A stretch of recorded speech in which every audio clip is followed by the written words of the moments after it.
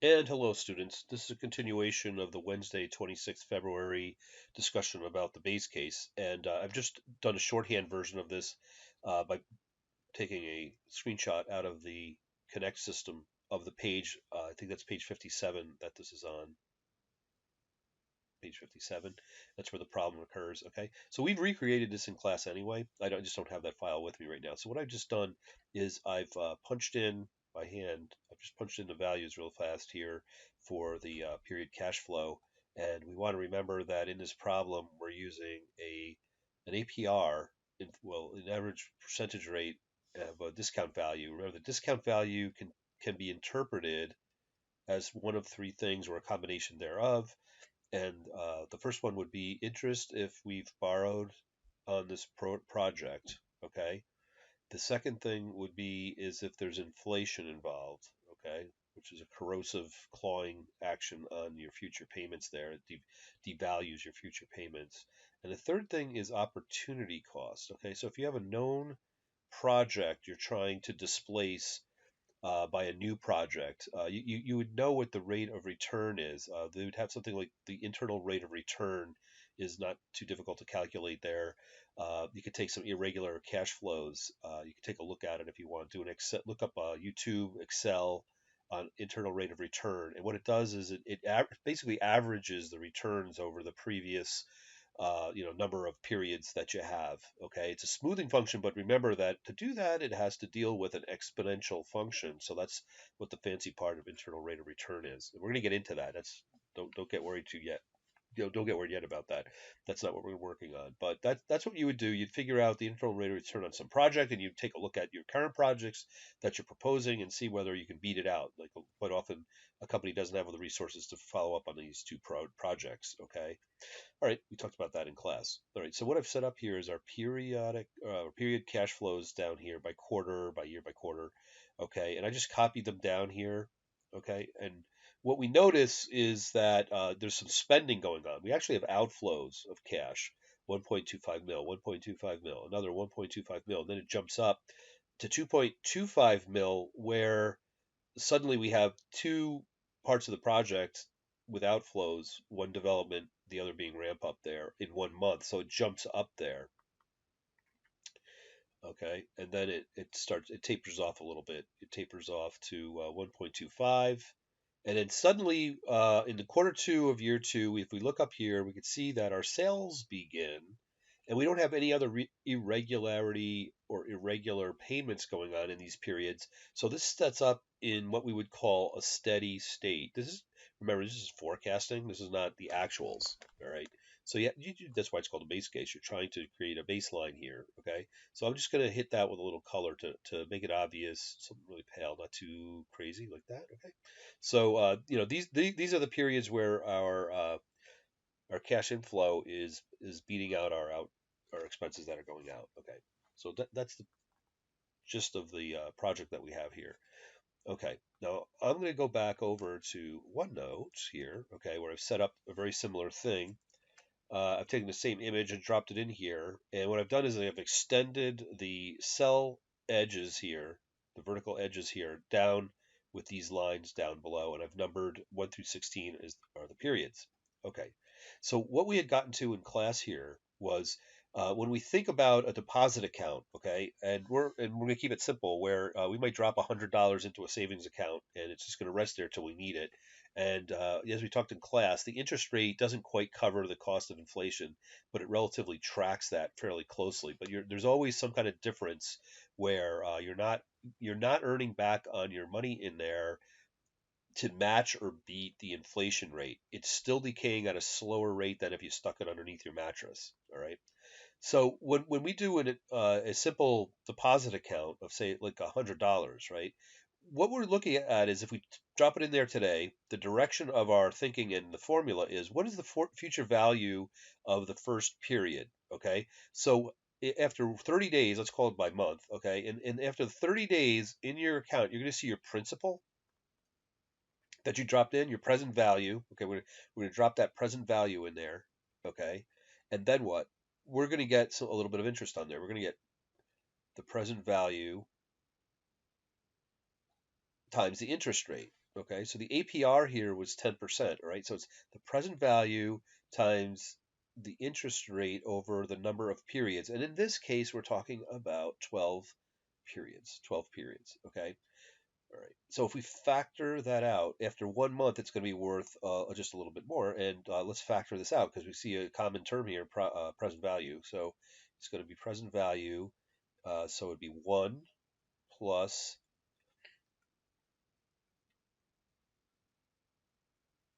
the APR over 12. We're going to take the PV out of there, right? That's factored out of there, right? So that's the APR over 12, which would be zero point 0.1 over, if we're using zero point 0.1 because I just happened to borrow it from up here. So it'd be 0.1 over 12, which would be something like 0.009 or something like that. Okay. So anyway, I'm going to leave it like this form. All right.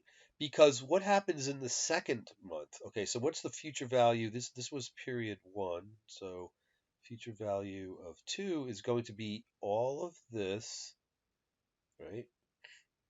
So we're going to call that A. Okay. It's going to be A plus that much money, A, times your APR over 12. Okay. Excuse me. All right. So if we factor this all out, it'll be A times 1 plus the APR over 12. Well, what was A? A was this up here, right?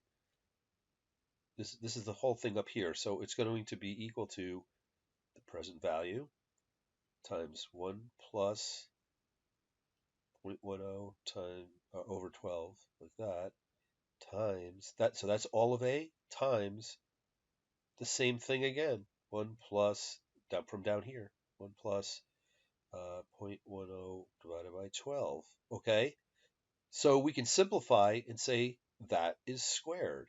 Okay, and we're going to see the pattern set up over and over again. So for any period, okay, so for any period, your future value. I'm going to go down a little bit on the page here. Okay, I'm going to start back over here.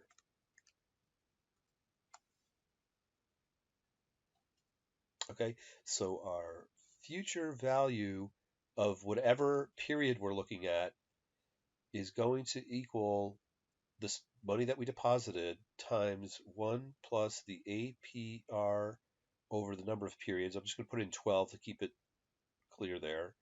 Raised, raised, raised to the n.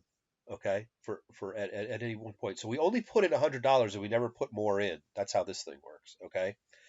All right. Now, in this case, we knew that the present value was $100. Okay, we were solving for the future value. We have the opposite issue up here where we know the future value. Okay, so all we have to do is say, let's solve for the present value in this equation. Okay, so it's going to be equal to the present value is equal to that future period cash flow that we have up there, the future value, and we're going to divide. So we're going to divide both sides, and it's going to come out to 1 plus APR over 12 to for whatever period it is that we're looking at. Whatever period it is that we're looking at. Okay. So this is the equation we need. All right. And so what happens is when we try to take a shortcut in class and use the Excel's present value, it's similar to the future value formula there, where these two formula work on equal cash flows over a number of periods, and all the periods are the same size. That's an A. Okay, so A, A, A.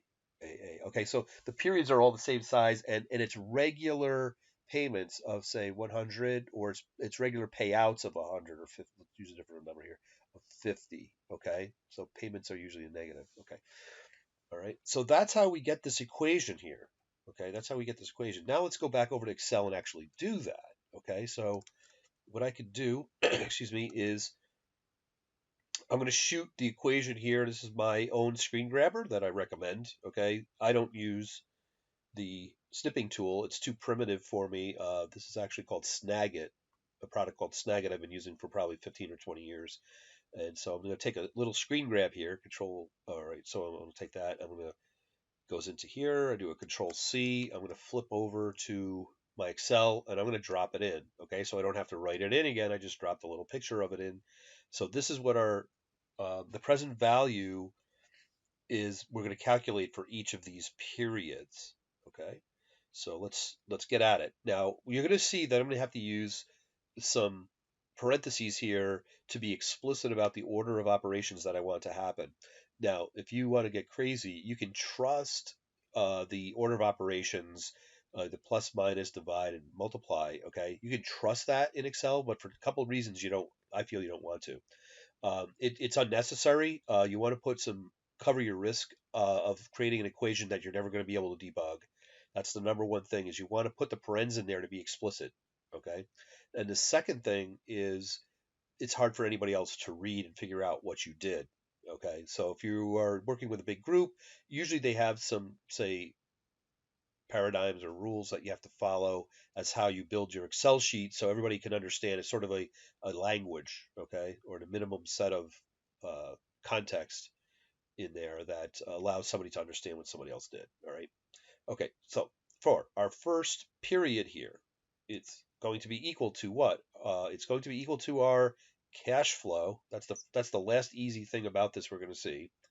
All right, because we're going to divide that, and we need to put this equation. It has kind of like three terms. It has a one, and it has the APR over the number of periods, and it's raised up exponent to the number period that we're in. What's the value of the period we're in? Okay. Okay, so let's start with a set of parentheses. Know we need at least a one plus, and here I've set up my APR. Okay, and we need to divide by 4 in this case. Okay, and we're going to raise that to the first period. Now, before starting the video, I actually set something up here. I set up the hack that you need to understand. I find it kind of interesting that for all the things Excel does in accounting and finance, you still need to use this as a hack. It's kind of an interesting little thing. It's sort of a crude or primitive way to get equations to work.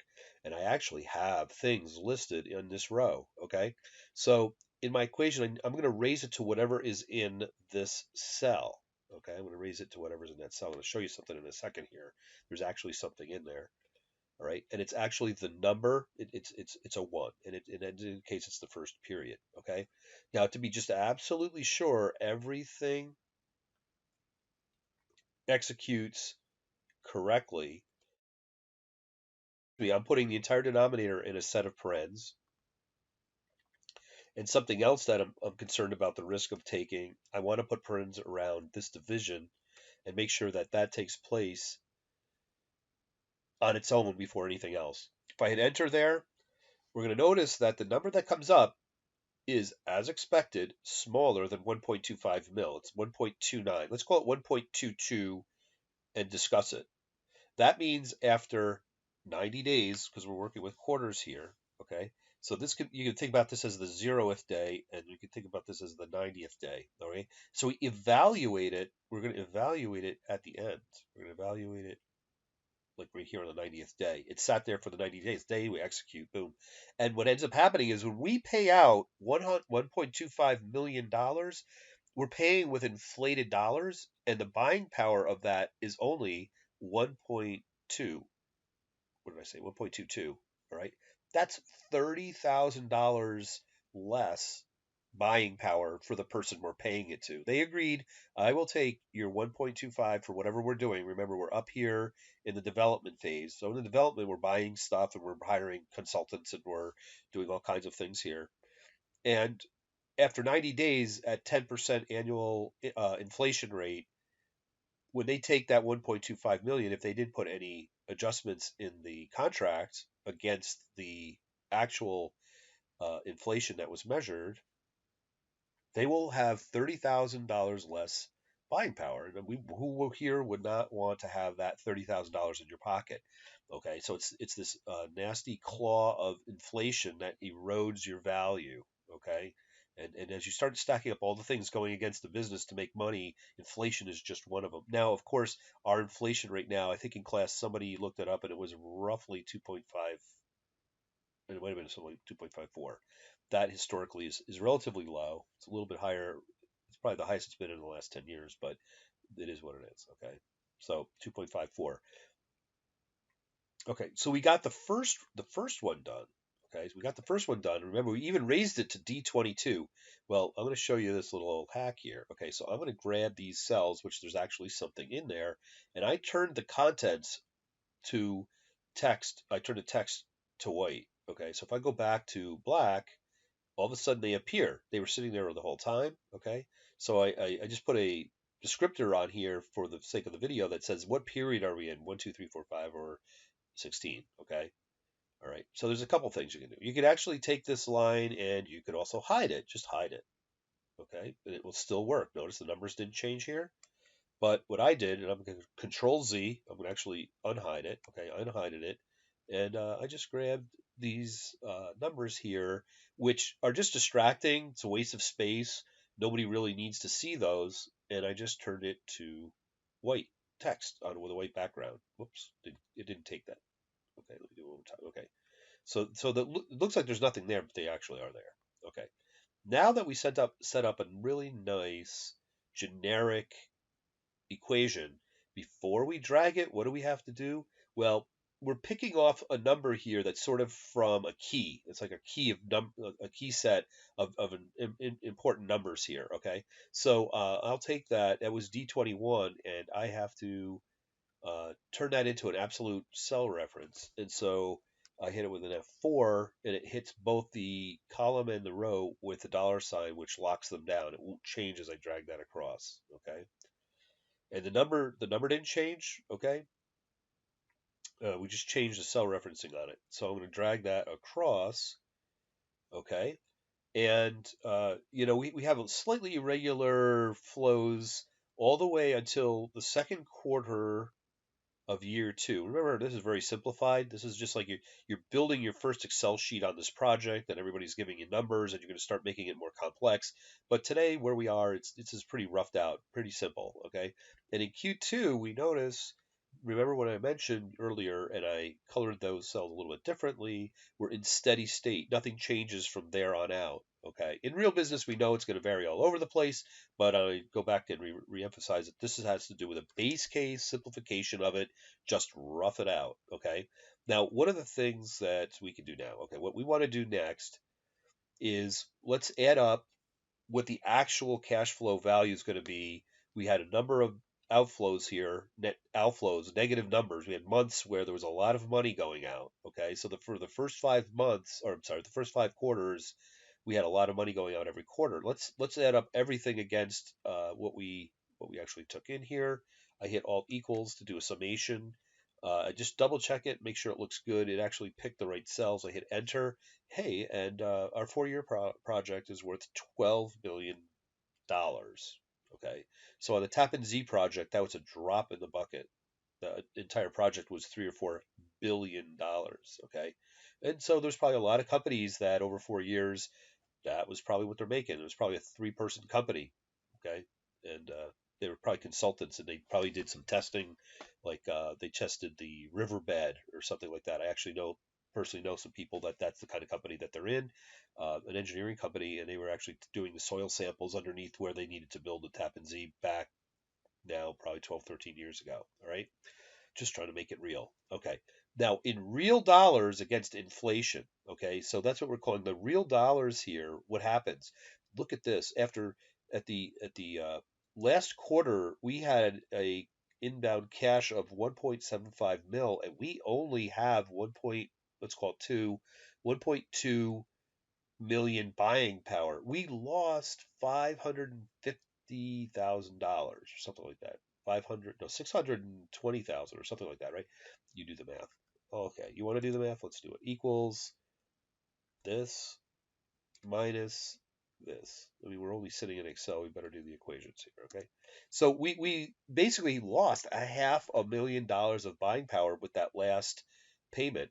And if we look at it, what percentage of erosion is that? I'm just thinking this out. We're just going to do a quick calculation here. This next cell, we're going to say what percent of that was eroded away. Okay. So that last, let me do that one more time. Equals this over this. Why did it come up false? That was weird. Okay. So I'm going to go to the change that percent so we can take a look at it. 33%. All right. So that's what happens with the time value of money. Okay. So you've had that in finance, maybe even accounting. Okay. So that's what the present value has to do with the time value of money.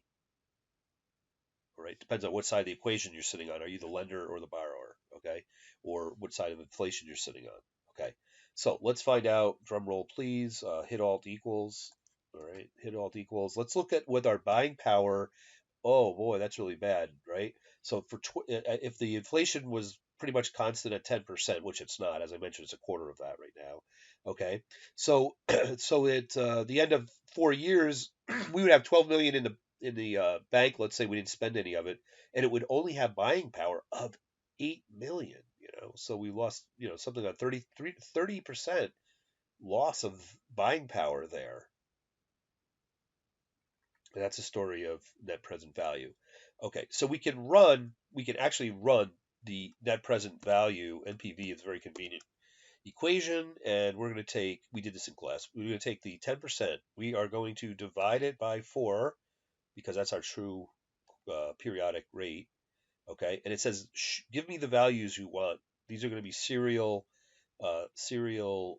periods that it wants the values for them. Okay, so we're taking the same data. Now we're just using for what we just did one by one. We're going to just give the final number here. We're going to use the built-in NPV function of Excel to tell us what we just calculated, right? So I enter, and look, those two numbers are the same, but we had to do the primitive equations up here because there is no built-in function from Excel to do that.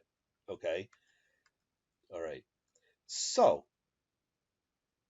I know what your next question is going to be. Why are we monkeying around with some make believe number here of 10%? Why don't we put in the actual 2.54%? Let's look at what inflation's like. How bad does inflation hurt us if it's running at 2.54? Now, it's been creeping up a little bit. Okay, so it's been historically a lot less than that. So even at 2.54%, we just did sensitivity analysis on this. Okay, we wanted to see what happens to our output when we change an input. So we're really at 2.54. We have like a nice dashboard here. We can punch in any number now for that. Okay. All right. But look at the difference. Uh, now the difference is when we looked at that last period, we lost 10% buying power of the payment. Okay. So we can only buy 90% of what we used to with that money when it gets for that individual payment that comes in. All right.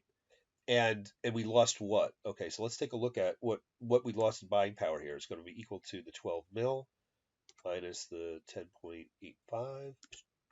Okay, and just going to borrow this equation. That's how lazy I am. I'm just going to drag that over there. And so overall, we lost 10% buying power. And companies claw for a percent here, or even a less than a percent, a few points of increased profitability. So 10% is a big deal. How do we solve that? Okay. So now let's put on our business hats with this. Not that we haven't had them on, but I'm just going to cinch them down a little bit harder. And when we look at this, the way that you do this is, or how you handle this is in your contract, you would put in an offsetting clause or a clause that offsets. What you would do is you would adjust. Let's call it an adjustment. Okay, an adjustment clause. And every period here, you would actually mark to market, so to speak, as we say. Okay, so you'd mark the payment to that period's reported, let's call it actual. There's probably some error in it, but people agree upon it. Like we need an adjustment factor. I'm not going to take it. I'm not going to.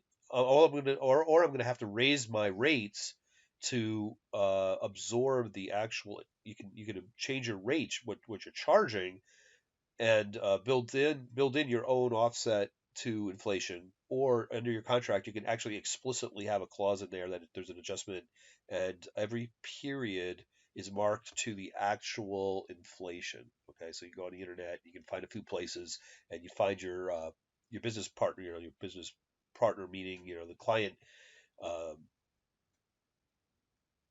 service, the client provider agreement that you have here, and you just say every month we're going to market to this. You're going to state exactly in legal terms. Your lawyer's not going to let you get away without this. Where are you sourcing this the actual inflation rate from?